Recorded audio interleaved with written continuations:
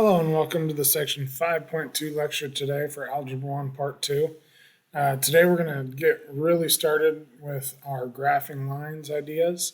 Today our goal is going to be to graph a line written in point slope form. So we are going to have to figure out what that is and how we're going to use it. So the main idea that we're covering in a lot of these sections is going to be how to graph lines. To graph lines, we need to plot 2 points.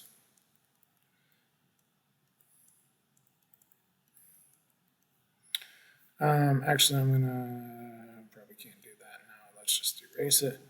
I'm gonna say plot 2, and kind of an emphasis here, or more points,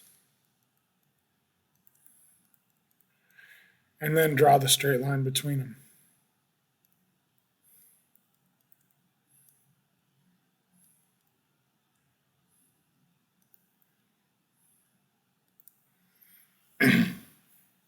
And then I have some other things that I focus on as well when it comes to graphing lines, but I'll get to those more when we approach that subject. Anyways, let's go ahead and get started here. Graph a line with the slope of 2/3 and through the point 1, 2. So whenever we do these, we want to start at our point 1, 2.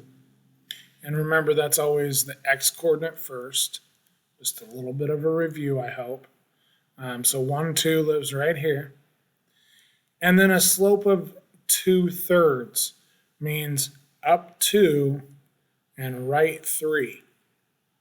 Okay, up 2 and right 3.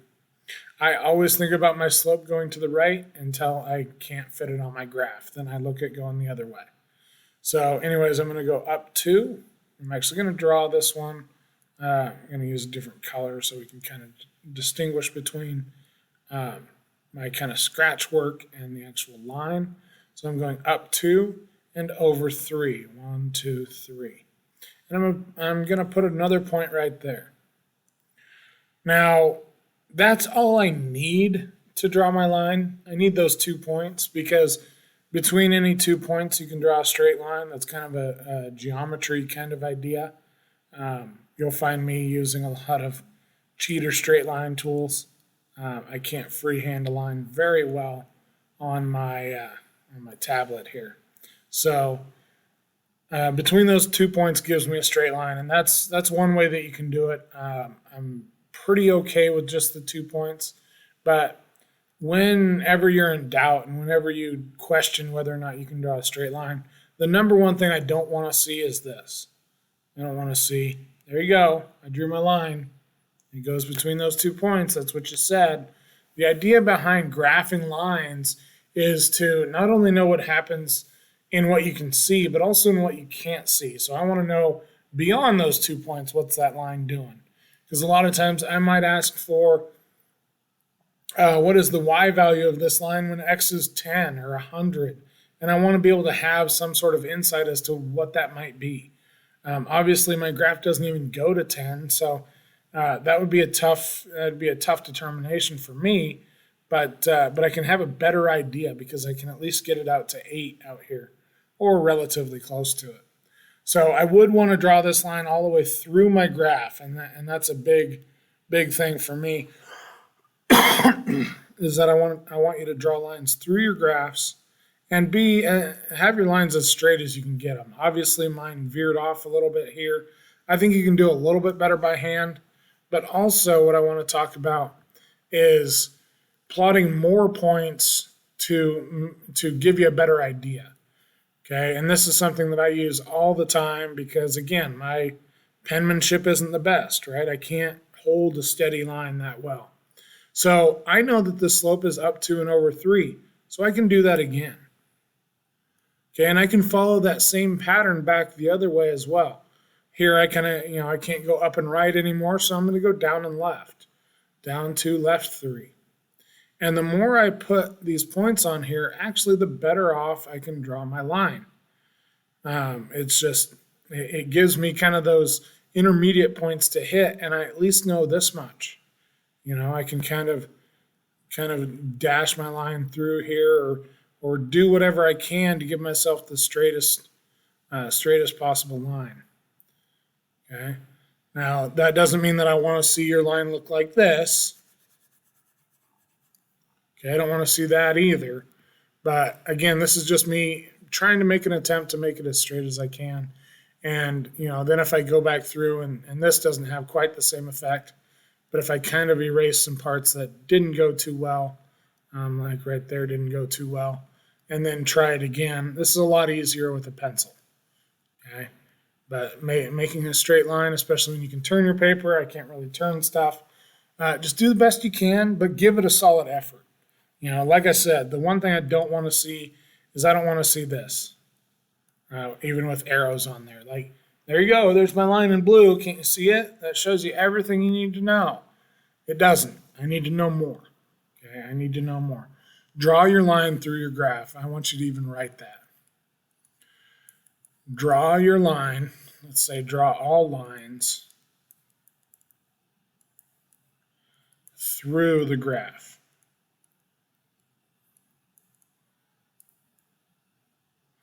Like that's the least that you can give me, right? And that's giving a good effort. Okay, it's at that point it's just an effort thing. Well, I found those 2 points, that was enough. Well, put a couple more on there and give yourself a good looking graph. Okay, let's look at some of these other ones. So we're going to do this same process over and over again, but we also want to talk about what these different slopes mean.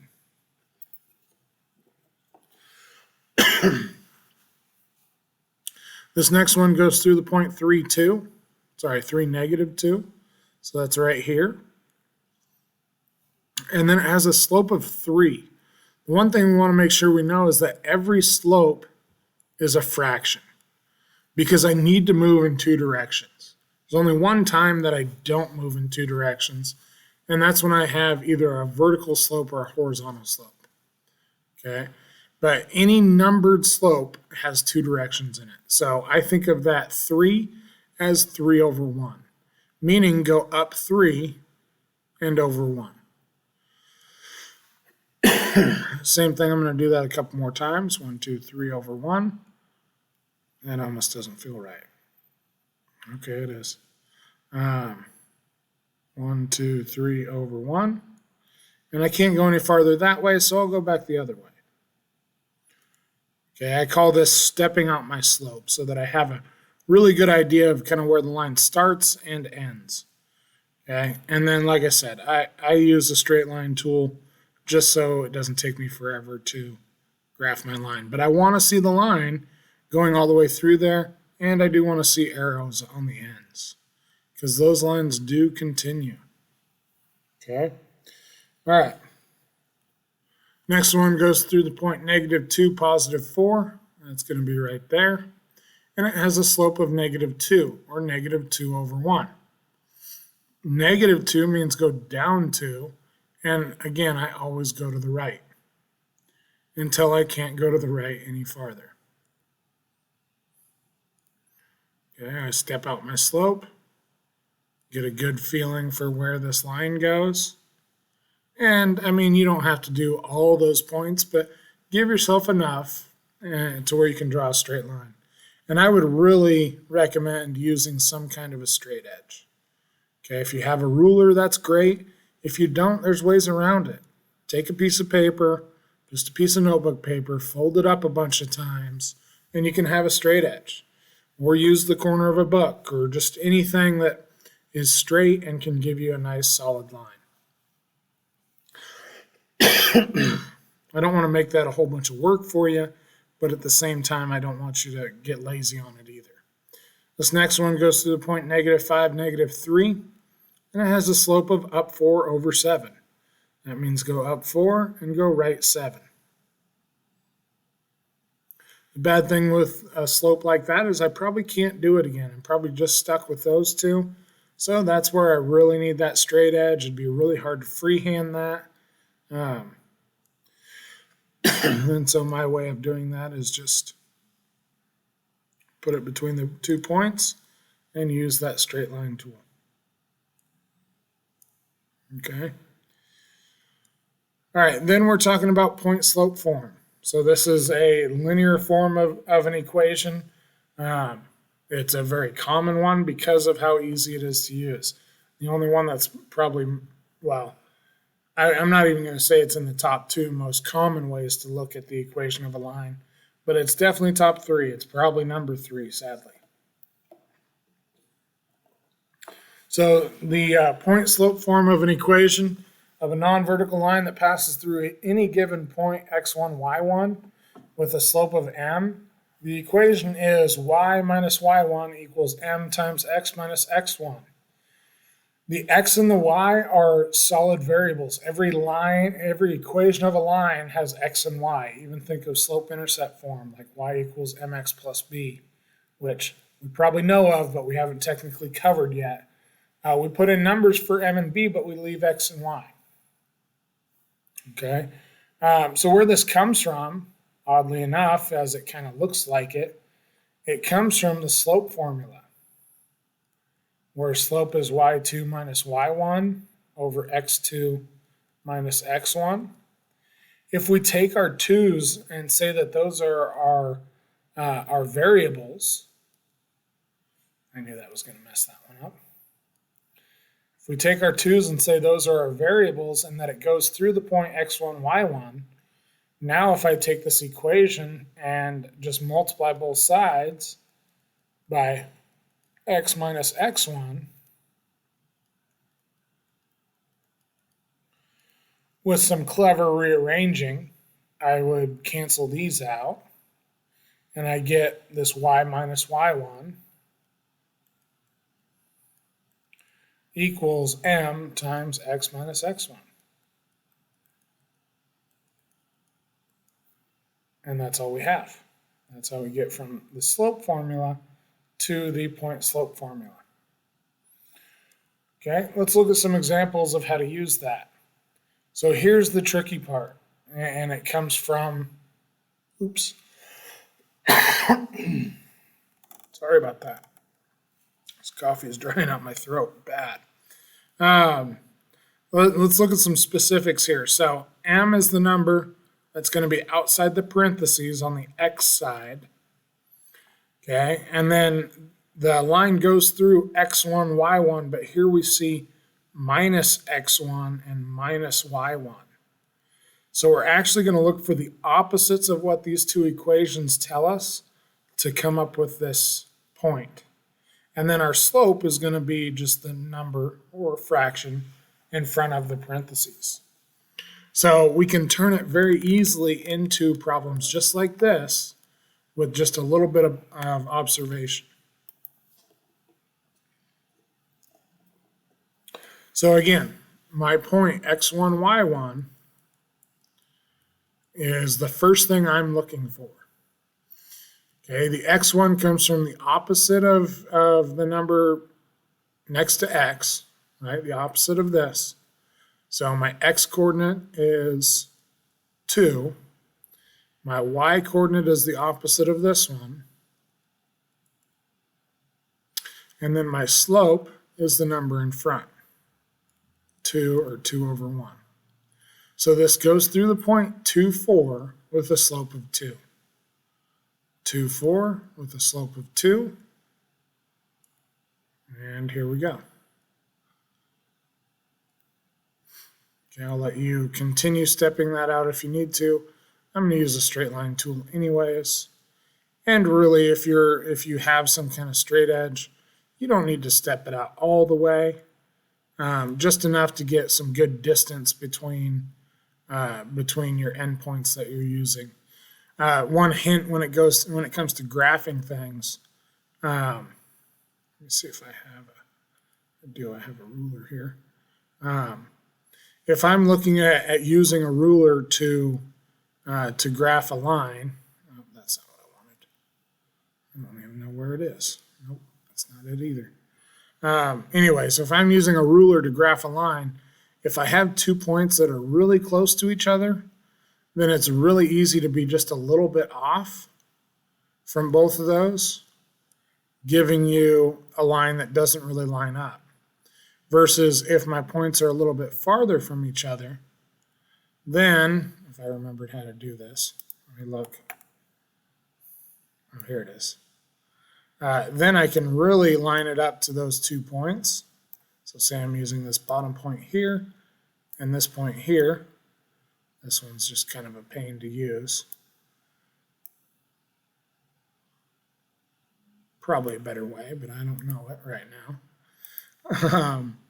Then if I have those 2 points, right, then I can definitely see, whereas I was trying to graph the red line the first time, just my 2 points were so close together that it was hard to get them both.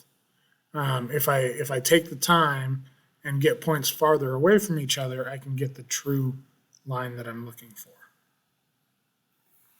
But I'm going to get rid of that because I don't like it. Okay. So that's just a hint that I have. Don't try to put your ruler on 2 points that are this far apart. Try for something a little bit farther. Right? Try to get points that are just a little bit farther apart. And it'll be easier to put your ruler on those points. All right, moving on. Spending too much time on that. Let's see. So my coordinate on this one, my point that I get, opposite of the x, so that's -3. Opposite of the y, so that's +3. So -3, +3, that goes right there. And a slope of -1 means go down 1, but it is -1 over 1, so down 1 over 1. Okay, and again, trying to match up to those 2 points is really hard, but if I get some points that are farther away, then it's a little bit easier.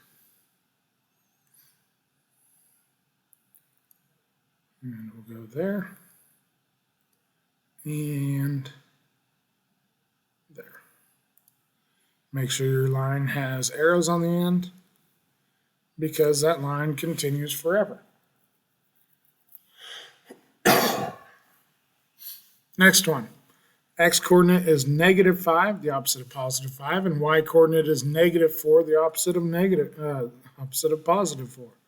So -5, -4, and then a slope of 1/2, so it goes up 1 and over 2. Up 1 and over 2. We can keep doing this. If you like the freehand method, I would definitely encourage you to get all the points you can on there. If you're using some sort of straight line device, straight edge, then get enough to where your endpoints are far enough apart. And again, you just have to make sure that you're showing me enough that lets me know that you care what it looks like. It doesn't have to be perfect, but just show me that you care. Next one. Our point here is -3, -1, and our slope is -2. Now it's a problem from the front side. It says that it goes through -3, -1, and down to right 1. Down to right 1.